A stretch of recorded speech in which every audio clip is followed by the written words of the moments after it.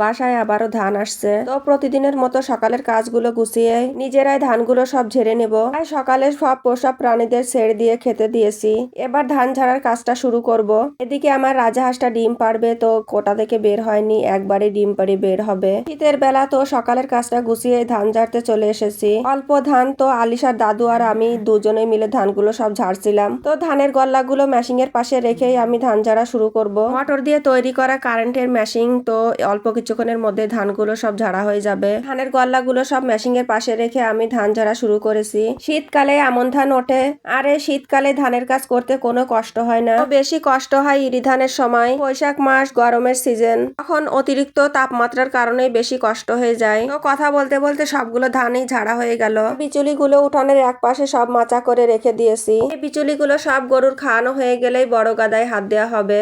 তো উঠানের সবগুলো বিচলি মাচা করে রেখে দিয়ে উঠানের ধানগুলো সব এক জায়গায় করে নিয়েছি। এবার ধানের ভেতর চিটা আর ধুলা পরিষ্কার করার জন্য বাতাসে উড়াতে হবে। এই ফুক্কো মেশিং এর বাতাসে আমি ধানগুলো সব উড়াবো। আলিশার দাদু এক ঝুড়ি করে ধান ফেলছিল আর আমি ফুক্কো মেশিং দিয়ে বাতাস দিচ্ছিলাম। এই ধানগুলো সব পরিষ্কার করে খাবারের জন্য রেখে দেওয়া হবে। এদিকে আলিশার দাদু কয়েক ঝুড়ি ধান ফেলে আর ফেলতে পারছে না। ওদিকে ভয়ে ধানে মেশিং দিয়ে বাতাস দিতেও পারবে না। তো কি আর করব, আমি নিজেই এক ঝুড়ি করে ধান ফেলে তারপরে মেশিং দিয়ে বাতাস দিয়ে নিচ্ছিলাম। এইভাবে করে সব ধানগুলো মেশিংয়ে উড়িয়ে নিয়েছি। মেশিং এর বাতাসে ধানের ভেতর থেকে চিটা আর ধুলাগুলো খুব সহজেই পরিষ্কার হয়ে যাচ্ছিল।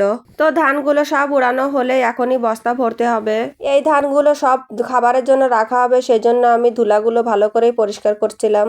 এবার সবগুলো ধানই বাতাসে উড়ানো হয়ে গেছে। চাপটা দিয়ে এক জায়গায় করে ধানগুলো এখনই বস্তায় ভরবো।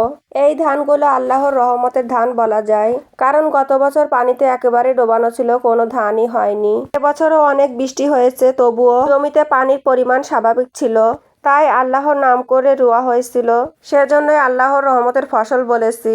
এইভাবে ধানগুলো সব একে একে বস্তা ভরে নিয়েছি।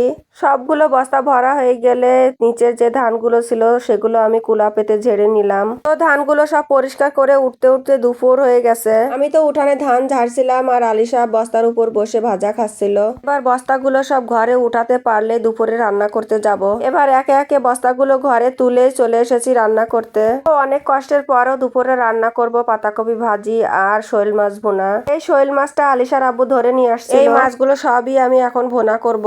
এবার চুলার উপর পাতিলে মশলা, পেঁয়াজ, রসুন, শুকনো চাল বাটা, লবণ, হলুদ পরিমাণ মতো দিয়ে ভালোভাবে কষিয়ে নেব। মাটির এক চুলায় ভাত আর এক চুলায় মাছ ভুনা করছি। এগুলো ভালোভাবে কষিয়ে পরিমাণ মতো ঝোলের পানি দিয়েছি।